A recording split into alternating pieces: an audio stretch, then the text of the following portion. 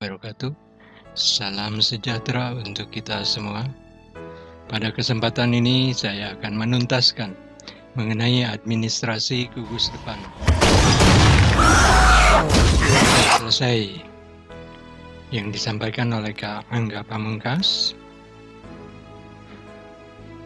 Nah, pada pertemuan pertama atau part 1 dibahas mengenai administrasi gugus depan atau GUDAP. Di antaranya ada buku catatan pribadi dan buku registrasi peserta didik. Ini sudah dibahas, tinggal kita membahas yang C, D, E, F, G, H, I, J, K sampai O, laporan keuangan bulanan. Nah, di yang bagian A tadi kita ulang sejenak bahwa ada buku catatan pribadi anggota pramuka. Susunannya ada nama lengkap, tempat tanggal lahir, agama, masuk, dan seterusnya, sampai kecerdasannya, kegembiraannya, atau observasi pribadi anggota.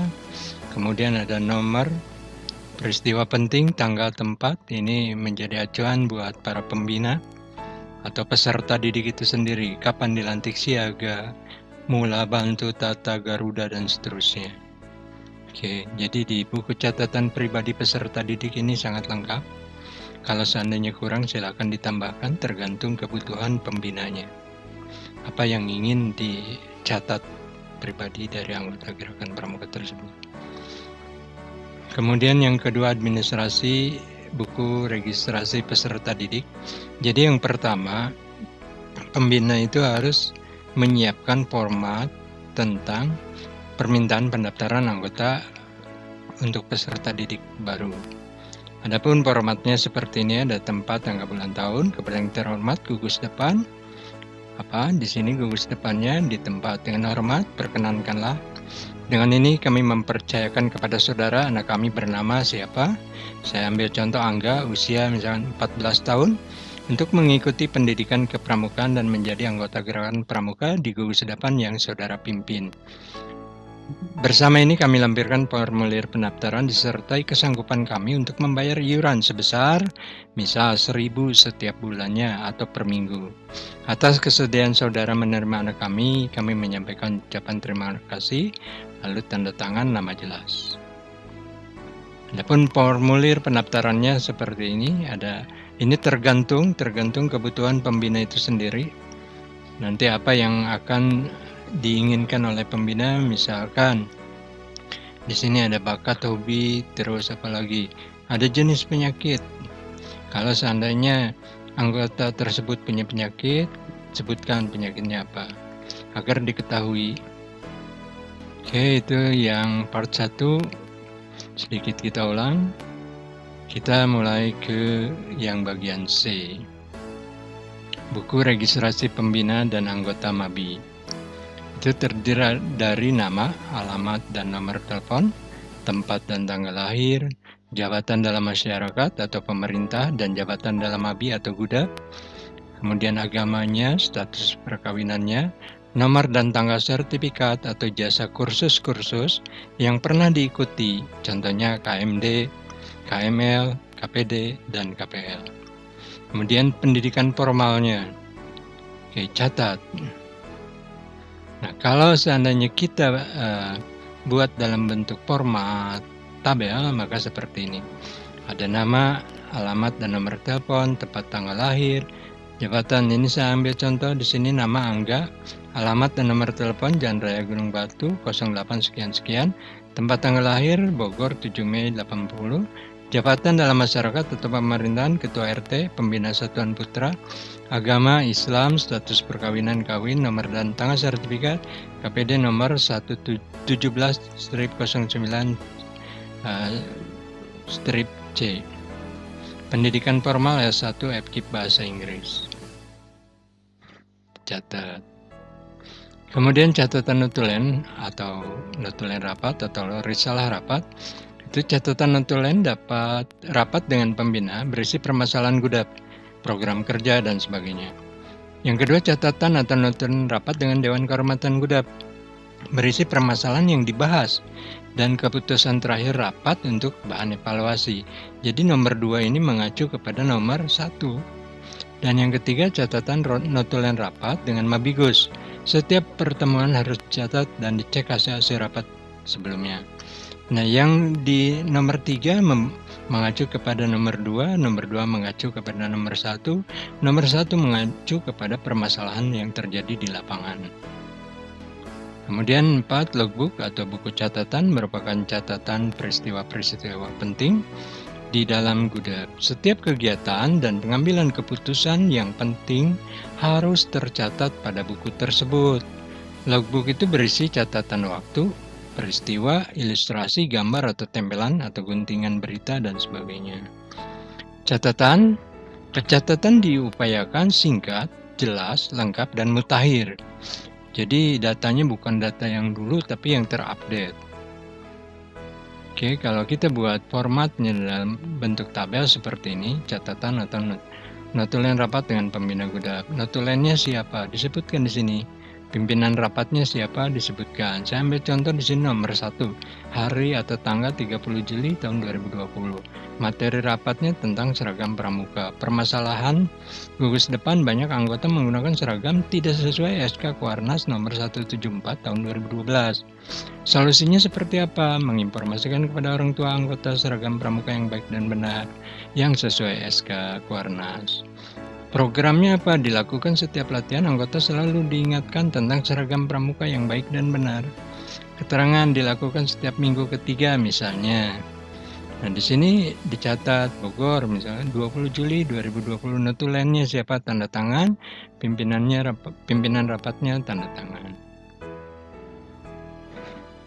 Kemudian ini catatan atau notulen rapat atau risalah rapat dengan Dewan Kehormatan Gudap.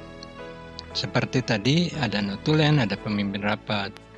Nomor 1 saya ambil contoh 1 Agustus.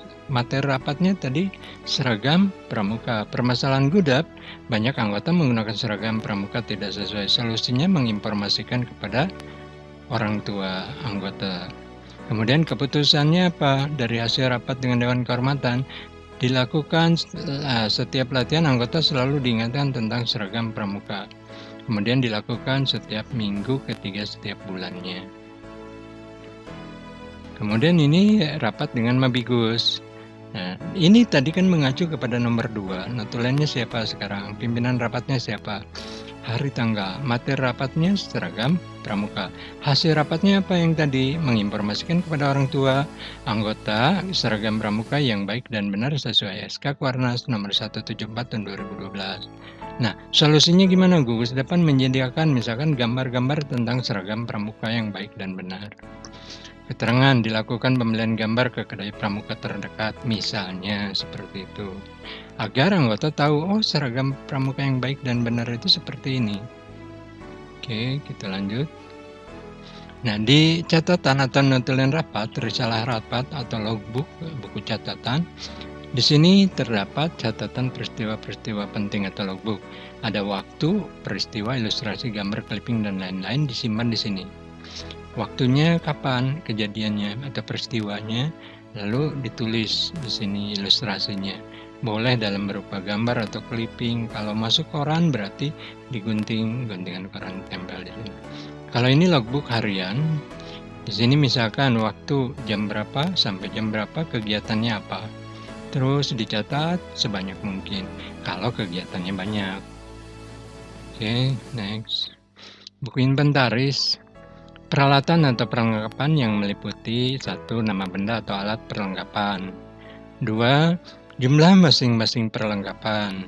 3. Kondisi masing-masing perlengkapan, asal-usul barang tersebut. Nah, hal itu penting untuk pemeliharaan dan perorganisasian secara terus-menerus, sehingga membantu mempermudah ketika akan mengadakan kegiatan dan mempermudah pemeliharaannya. Mengingat hal tersebut sering dilalaikan, maka hendaknya dijadikan tradisi oleh Gudap atau pembina atau regu untuk melaksanakan pencatatan tersebut secara teratur, teliti, dan berkesinambungan. Di sini ada format untuk inventaris gugus depan.